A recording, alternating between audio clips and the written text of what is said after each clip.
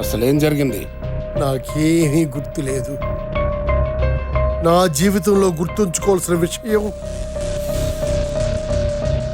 ఒక్కటే రెడ్డి గారు, నా కొడుకు మరణం.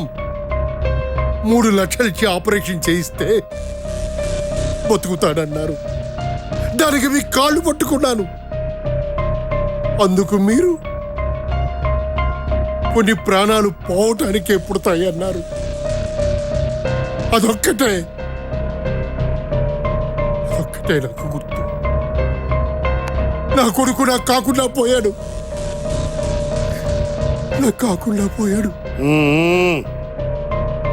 మెల్లో డ్రామాలా పో. అసలేం జరిగిందో చెప్పు.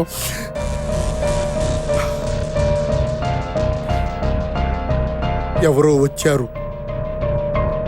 చెప్పినట్టు వింటే కావలసినంత డబ్బు ఇస్తామన్నారు. నాకు కషుంది, అవకాశము దొరికింది. డబ్బు వాళ్ళు ఇచ్చారు, మీరు ఇచ్చారు. ఏం చేయాలనుకున్నారు? తెలీదు.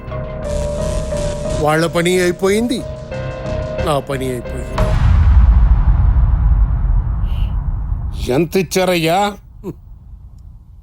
ఒక్క కూలీల దగ్గరే 18 లక్షలు మిగిలిందంటే మిగతాది మీ ఊహకే వదిలేస్తున్నాను. ఉంటాను. అంటే ఎవరు చావలేదా?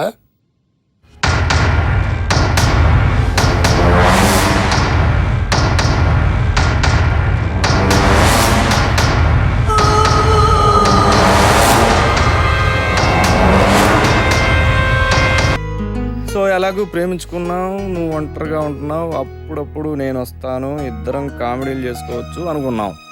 చేస్తావు. రెడీయా? ఈ కామెడీ అంటే ఏంటి? నిజంగా తెలీదా?